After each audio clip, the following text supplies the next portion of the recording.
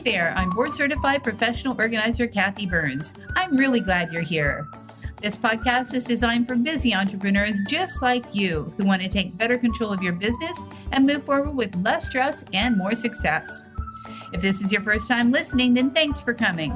The Organized Energized podcast is produced for your enjoyment, and show notes are found at thepodcast.organizedandenergize.com. Come back often and feel free to add this podcast to your favorite RSS feed or iTunes. You can also follow me on Twitter at Organized Energy and Facebook.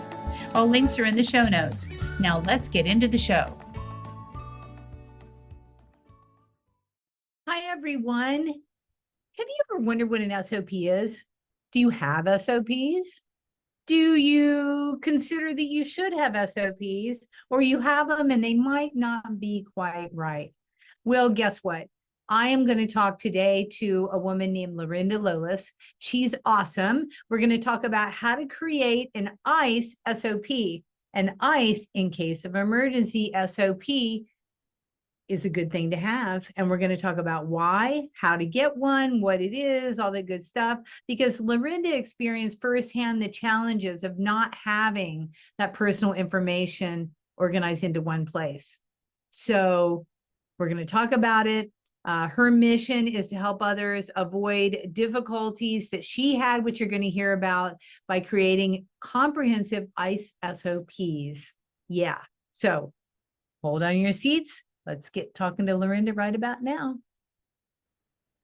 Hi, everyone. As promised, I'm back with the ICE SOP queen, LaRinda.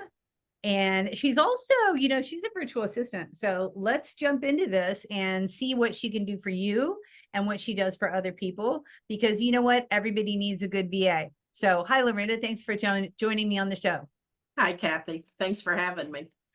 Absolutely. So let's talk about your backstory. How did you come to be what you are, as an expert virtual service provider? Let's talk about your backstory.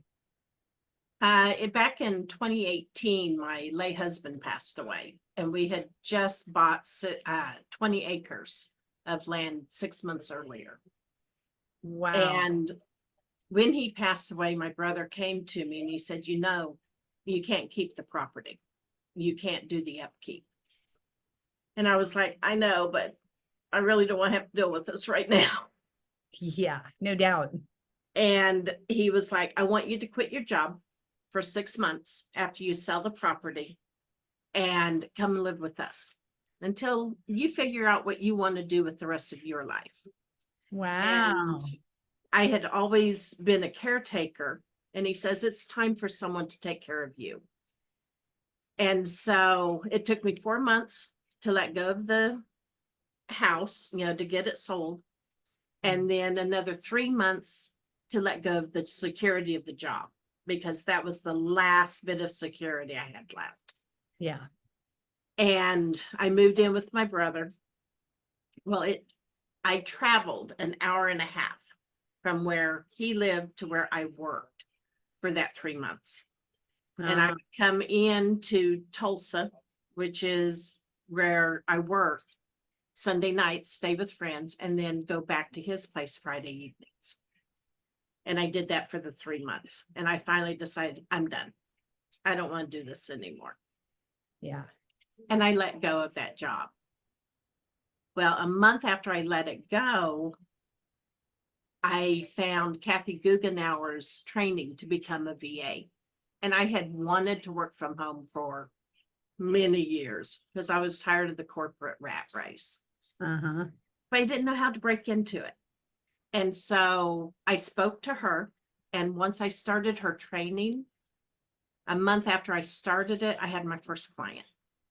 And I love it. I love being able to work from home. And I can still help people because I've been able to help my aunts as they've had medical issues. Mm-hmm. And then in November of 2020,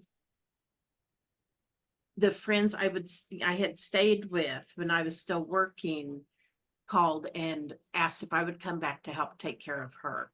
She had end-stage breast cancer.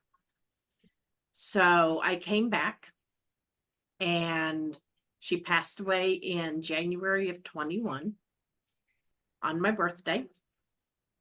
Wow.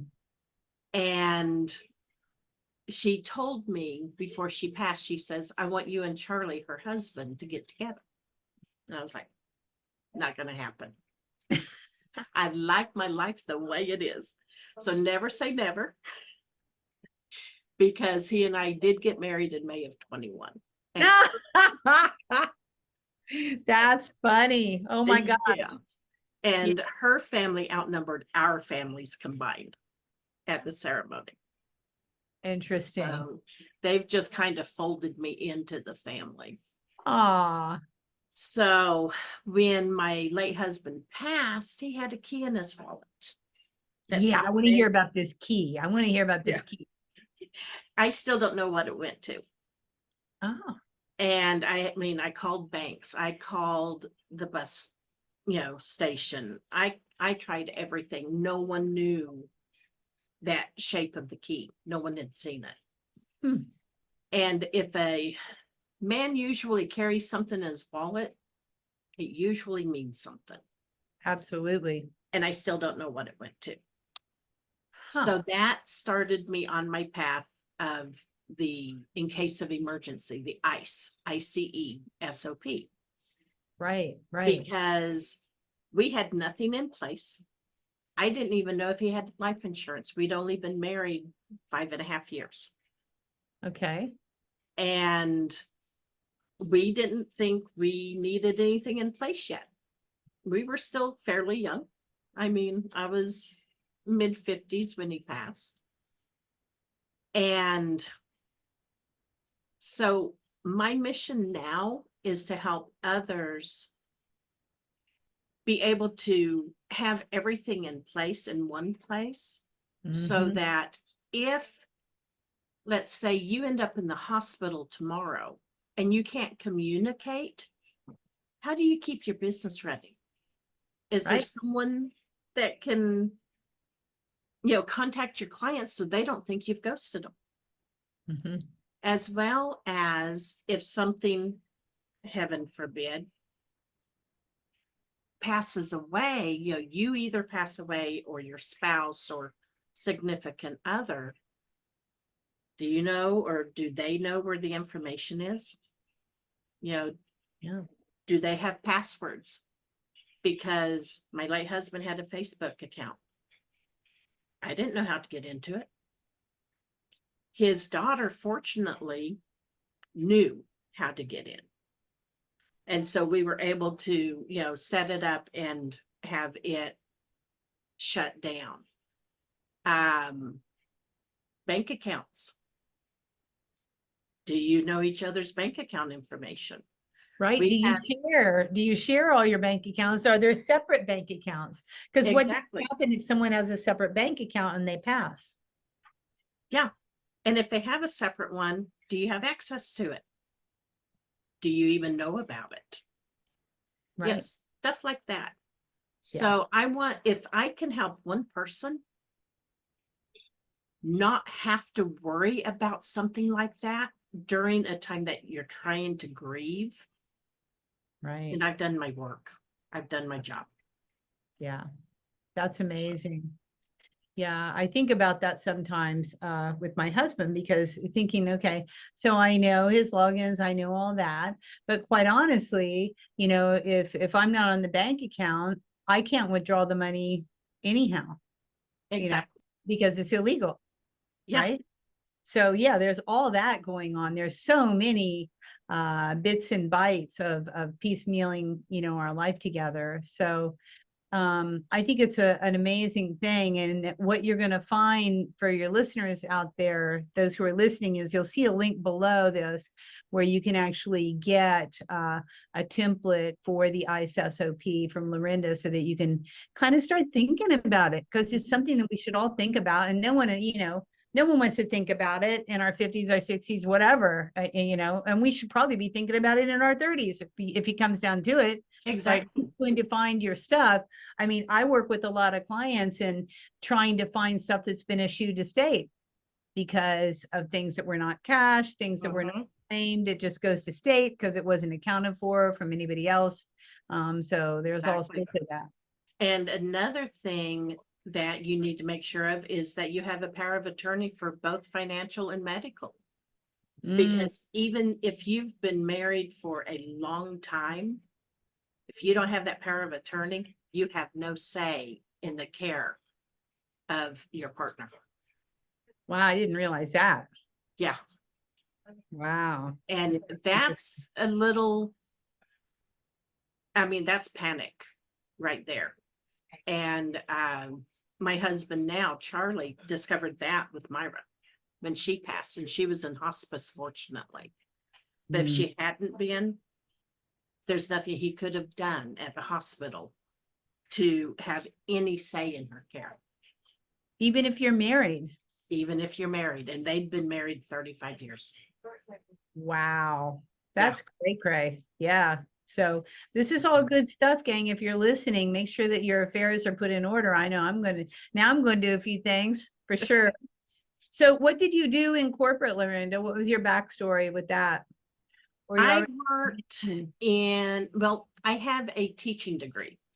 Okay. I can teach K through 12 vocal and instrumental music with emphasis on voice, Ah, and K through 9 regular classroom, and then also K through 9 minor in Spanish. So I can teach okay. Spanish. And when I graduated, there were no teaching jobs because there was a glut of elementary teachers, and they were starting to take music out of the schools. Yeah, sadly. So I thought, all right, I know I can get a job in the office. So I went back to working in an office, and I have worked almost every aspect of an office, from Mhm. accounting to technical publications, purchasing, you name it, I've probably touched it. That gives you a lot of skill set as an entrepreneur, and for launching your own business, it probably was second nature in a lot of ways to think about things in your own business. So I commend you for starting your business. First off, your kudos to your brother. That's just an amazing thing. To have time off to regroup. I had a year off. I had never had a year off in my life either when we lost our company after 9/11. And it's a godsend to kind of have clarity and time to get clear and time to heal and mourn loss, right? So that you can You move. need it. Yeah, you need it for sure. Mhm. And many people don't get it. So if your brother ever listens to this, congratulations and good work, bro. He rocked it. He was great. Yeah, I love it. And then who was it? It was your aunt who wanted you to hook up with her husband? No, it was the friends that I stayed with. Ah, okay. Oh, interesting. Yeah. Okay. Yeah. I know that when my mother was dying, her big mandate was make sure your father gets married again, because men don't do so well on their own. They Uh, don't, mm-mm. they don't know how Right. to be Right. on their own, Yeah. Of a certain especially, age, of a certain age. yes, I think maybe, we have more gen coming in. I think, under 30, they might be a little bit more sufficient, self-sufficient, but right. when over a certain age, they're just not. I remember trying to teach my dad. The only thing I ever taught him to cook after my mother passed was an egg, and everything else was a fail. I'm Yeah, like, well, at least I know he won't starve. He could do toasted eggs for his whole life, if nothing else happens. But yeah, right. it's something, isn't it? It So is. talk about what you do as a VA, because I know that there's a lot of women listening, a lot of listeners listening, not just women, that need the services of someone to do what they either cannot do, what they should not do, or what they hate to do. Right. What do you offer as your services as a VA? I bring peace out of chaos in your back end systems by managing your emails, your calendars, and your teams, and then getting your processes in place. Because if you've been in business, let's say for about 5 years, you're probably still doing everything yourself. And you shouldn't be, because you are wasting your time and energy on doing stuff that you can delegate to someone else Yeah. and leave you more time and headspace to be able to work with your clients better and to pull more clients in.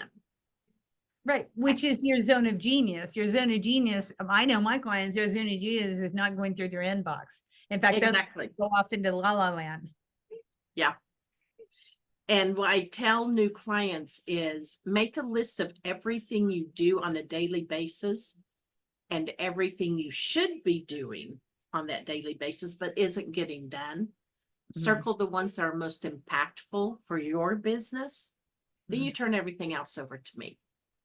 And I will take care of it. I will get it sorted. I'll get it organized so that it's stuff you're not having to worry about. Yeah, I love that. Love, love, love, love, love. And do you do any back end tech stuff? I learned software is really easy, and it has appeared that most of my clients, I'm trying to think if there may be 2 clients that have had the same software. Otherwise, they're all new. And I learn them very quickly because I can see them as puzzles.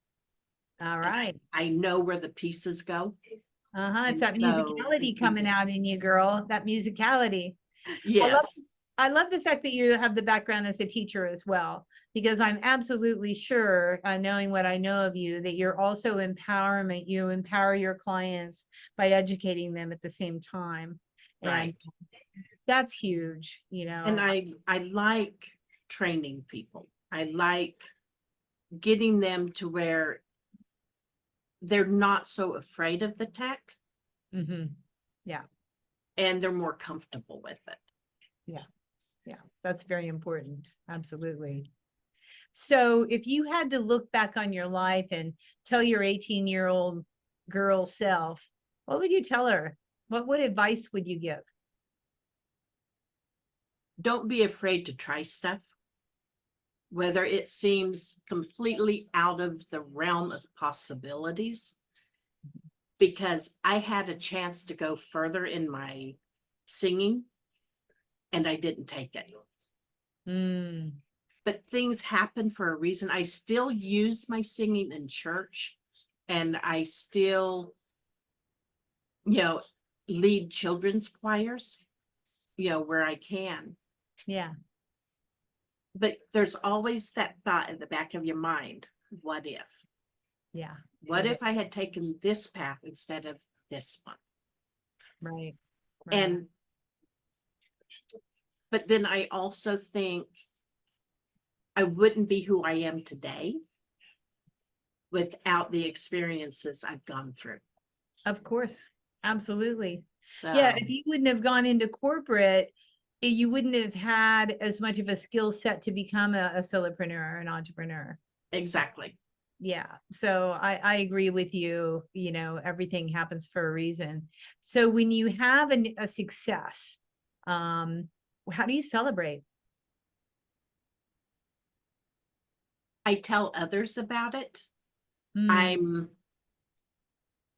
I'm really bad at celebrating myself because I don't do it near enough. Me too, honey. That's why I'm asking. This is my year of asking people, how do you celebrate? Because when I launched my first book in 2009, I didn't even pause to celebrate. I Yeah. self-published. I didn't even stop. It's like, okay, now we got to market. Now we got to market. I didn't even stop to say, hey, I'm a published author. Like silly, right? Well, and I think that's a downfall of being a woman. We don't think to celebrate ourselves. We love celebrating others. We don't always think to do ourselves. And we really need to do that more often. Yes. Because if we did it more often, I think we would be more prone to seeing our worth. Because as women, we don't see that very often. Yeah, I'm with you on that. And seeing our worth and actually just taking a pause, because I think celebration requires a pause. And, I'm one to just barrel on down the road, just keep on keeping on. I'm called the energetic bunny, right? Energizer bunny. And, just keep on keeping on. But you have to pause to figure out how you're going to celebrate. Yeah, Okay. you really do. Yeah, you can't And celebrate on the run. try to choose a celebration that's not food, that's not food centered. Mm-hmm. You know, if you achieve a certain milestone, then determine that you're going to go out and get a new outfit. Yeah. Or you want to go see a show. Mm-hmm. Choose stuff like that because those are memory builders. Right. And you can always look back on those. Mm-hmm. I agree wholeheartedly with you on that. Yeah, for sure. So, what would you say to someone that's starting a company? Do you have any advice for early entrepreneurs that you've seen? Any tips that you would give them? If you have determined that you want to start a business, you don't have to know everything up front first. Do not be a perfectionist, meaning don't start until you are certain everything's perfect, because everything can be built on. Yeah, it'll never be perfect anyhow. No, not at all. That's great advice. When I published my first book, my mantra towards the end, so it took me 3.5 years. The last half year, I do a mantra every year. I have like a saying, right? And that for that one, it was perfection is overrated and simply not worth it. It totally, it's like, so I'm with you on that. Like, it's never going to be perfect time to launch your business. You're never going to launch in the perfect way. It's all going to work out. So it does. Yeah. And the thing is, when you first start out, you may have an idea. And then 2 months later, it's like, well, I think I want to try this. And that's okay. Because a lot of entrepreneurs, and I have a hard time with that word, they never settle on the first thing they start with. It always evolves. Absolutely. And it's okay. And it's okay. Absolutely. Yeah. In my profession as a professional organizer, we all start as generalists and we all do everything for everybody until we figure out what we like to do, what we're good at doing, what kind of clients we want to help. Right. Exactly. And then we fine tune into specializations. And I think it's the same way as business owners, you end up finding out who do you want your client, who do you get joy from working with? Who gives you the bristles? What type of work do you like doing and what type of work should you not be doing? And when you find things you shouldn't be, we're going to job it out to LaRinda here. Yeah. And For sure. also on clients, don't keep them just because of the money. Yes. If they are rubbing you the wrong way, bringing the bristles out, so to speak, let them go, because that's a weight you don't need. Yeah, I'm with you on that. Amen, sister. Yeah. If they break your heart or they antagonize you, or you just, if you're getting ready to go on to an appointment with them and you're like, oh my God, that's a good indication to just move them. Exactly. Move them on. Yeah, I'm with you on that. Okay, is there anything that I should have asked you that I didn't as we wind this down? How do you balance personal life and business to ensure long-term success and well-being? And my answer to that is you set boundaries as to work hours. I only work Monday through Thursday, between 9 and 4. Don't work weekends because that's family time.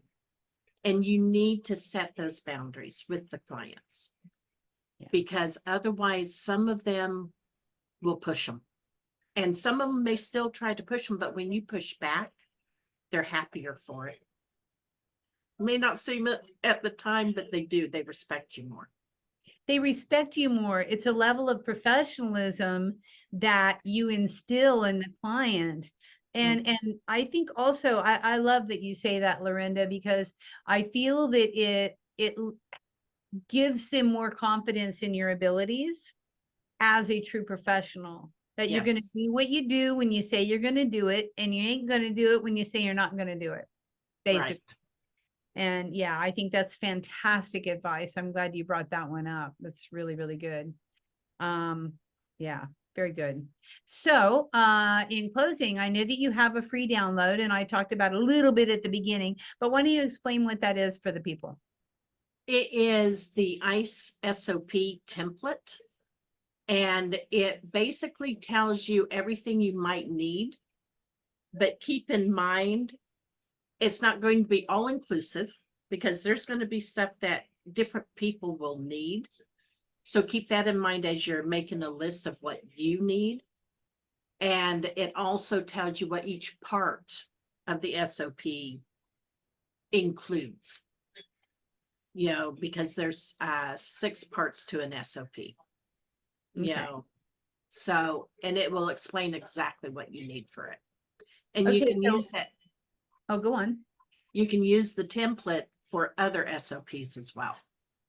Okay, so for those of you listening, ICE means In case of emergency, SOP means standard operating procedures. And There I you keep go. forgetting to let people know that. That's okay. I talked about it a little bit in the intro, and you know, we all should know what an SOP is at this point. Anyone listening, anyone who even is thinking about a business, you got to know what an SOP is. But I like the in case of emergency thing, because a lot of us, including myself, don't think of that as, you know, what if I kick off tomorrow, right? Then what happens with my agency, my clients, all my Exactly. accounts, all that good stuff. So it's important stuff. It's So not something that's fun to think about. no, it's not, but it's drudgery that has to be done. And I would Exactly. expect as an expert VA that you would assist people in doing this too, if they didn't want to deal with it. I do. Yes, indeed. Yep. All right, we'll So, make sure to, go on. so yeah, I was just going to say, if you have questions, let me know.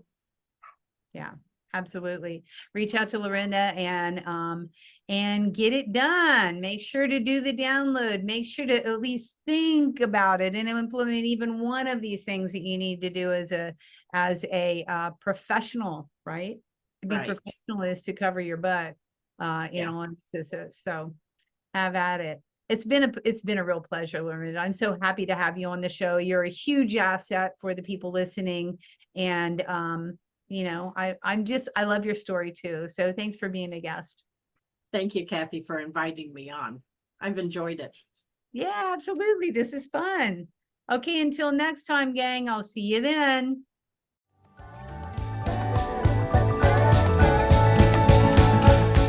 Hey, thanks for listening to this podcast. I hope you enjoyed this episode, and if you want to hear more, feel free to subscribe on the platform of your choice. Also, if you feel so inclined, I would truly appreciate a good rating from you to me. Have a stellar day.